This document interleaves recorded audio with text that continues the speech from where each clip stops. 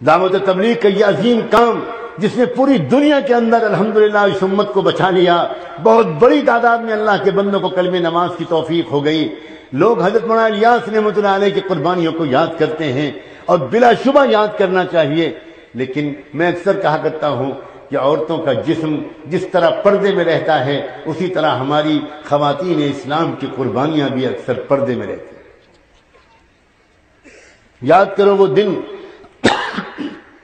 جب حضرت مولانا الیاس رحمۃ اللہ علیہ نے اپنی جائیداد، باغ، کھیت سب بھول کر چھوڑ کر دن رات دین کی محنت میں لگ گئے۔ ان کے لوگوں نے ان سے بہت کہا کہ آپ کے پاس بڑی جائیداد ہے، باغات ہیں، لوگوں نے قبضہ کر لیا ہے، تھوڑی توجہ کر دیجئے۔ فرمایا کرتے تھے کہ میں ایک منٹ بھی ان چیزوں کو میں ضائع کرنے کی اپنے اندر ہمت نہیں پاتا۔ اللہ مالک ہے، میں تو اب بس دین کے کام کروں گا، اللہ کرے گا میرے ساتھ جو معاملہ کرے گا، اللہ میری کمزوری کو جانتا ہے۔ پھر آنے لگے امتحان، پھر وہ وقت آیا کہ رمضان مبارک کے دن تھے، بنگلے والی مسجد میں مہمان تھے، دسترخوان سحری کے وقت میں بچھایا گیا، لیکن دسترخوان پر جانتے ہو کیا رکھا گیا؟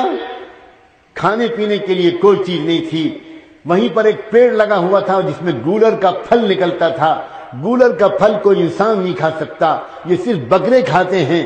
اس گولر کو توڑ کر لگ دیا گیا دسترخوان پر، اور سحری میں حضرت مولانا الیاس رحمۃ اللہ علیہ نے اور ان کے مہمانوں نے گولر کھا کر پانی پی لیا اور دن بھر روزہ رکھا، انتظار میں رہے شاید افطار کے وقت میں کچھ کھانے کو مل جائے، ایک پیالی چائے ہی مل جائے، کچھ تو ملے گا، مگر پھر دسترخوان افطار میں بچھا اور پھر گولر اور پانی کے سوا کچھ نہیں تھا۔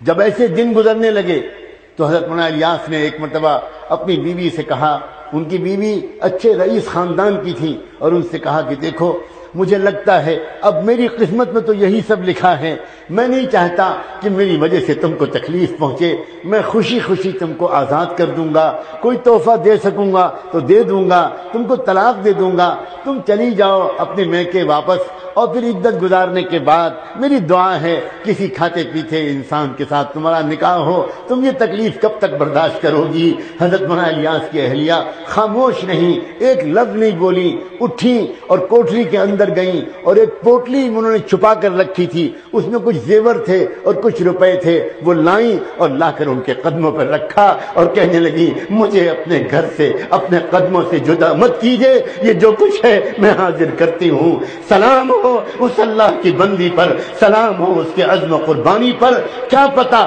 اس قربانی کو قبول کر کے اللہ نے پورے دعوت والے کام کو قبول کیا۔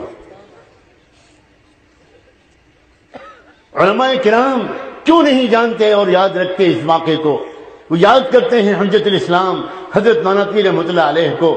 اللہ اکبر، جب یہ نام آتا ہے میرا دل چاہتا ہے میں اللہ سے کہوں اللہ میرے خاندان کی عزت و ناموس کو ان کے قدموں پر قربان کر دے۔ حضرت نانوتوی معمولی شخصیت نہیں تھے، ان کی بیوی بھی ایک بہت بڑے رئیس گھرانے کی تھی۔ جب وہاں نکاح طے ہونے لگا تو حضرت نانوتوی رحمۃ اللہ علیہ نے بار بار کہا اپنے گھر کے بزرگوں سے میرا رشتہ اس گھر میں مت کریں، وہ بہت کھاتا پیتا گھرانہ ہے، بڑے رئیس گھر کے لوگ ہیں، ان کی بیٹی میرے گھر میں آ کر کیسے چین سے رہے گی؟ میری زندگی تو فقر میں گزرنے والی ہے، اس کی بیٹی پر یہ ظلم مت کیجیے۔ مگر بیٹی کا والد یہ کہتا تھا میں اپنی بیٹی کا نکاح مولوی قاسم ہی سے کروں۔ نواب تھے وہ اپنے وقت کے، اور جانتے ہو پھر کیا ہوا؟ عورتوں سے کہہ رہا ہوں خاص طور پر یہ باتیں، نئی نویلی دلہن رخصت ہو کر آئی حضرت نانوتوی کی، باپ نے سر سے پیر تک کے لیے زیور بنوائے تھے، لاکھوں روپے کے زیور، 1 لاکھ سے زیادہ روپے کے، اس وقت کے 1 لاکھ زیور، پورا بدن زیوروں سے ڈھکا ہوا تھا، بہت بڑے مالدار تھے وہ، اور انہوں نے اپنی بیٹی اور حضرت نانوتوی کی عزت کرتے ہوئے اتنے زیور کے ساتھ بیوی کو رخصت کیا۔ سہاگ رات ہے، پہلی رات ہے، نئی نویلی دلہن کو لے کر بیٹھے ہیں، حضرت نانوتوی اندر داخل ہوئے ایک نوجوان، اور جا کر سلام دعا ہوتی ہے، محبت کا تبادلہ ہوتا ہے، اور بدن پر زیور دیکھتے ہیں تو پہلے ایک بات کرتے ہیں کہ دیکھو اگر اجازت دو تو میں تم سے ایک بات کہوں۔ ہاں کہیے کیا بات ہے؟ دیکھو تم تو جانتی ہو، شاید تم نے سنا ہو کہ میں تو آج کل بلقان اور ترکی کے مجاہدین کے لیے گھر گھر جا کر اپنا دامن پھیلا کر چندہ مانگ رہا ہوں۔ وہاں لوگ تڑپ رہے ہیں، ان کا علاج نہیں ہو پا رہا، ترکستان کے لیے، بلقان کے لیے میں وہاں کے لیے چندہ کر رہا ہوں۔ تم کو اتنے زیور اللہ نے دیے ہیں، یہ تمہاری ملکیت ہے، میں صرف حکم نہیں دے رہا، مشورہ دے رہا ہوں۔ اگر تم یہ سارے زیور اللہ کے راستے میں دے دو تو مجھے امید ہے اللہ تم کو جنت میں اس سے اچھے زیور دیں گے۔ کیا دلہن تھی وہ کہ اس نے 1 منٹ تردد کے بغیر ایک ایک زیور اتارنا شروع کیا اور زیور اتار کر حضرت نانوتی کے قدموں میں رکھ دیا۔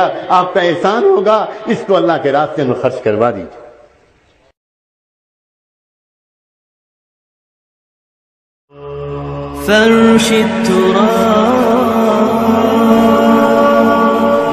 فرش التراب يضمني وهو غطاء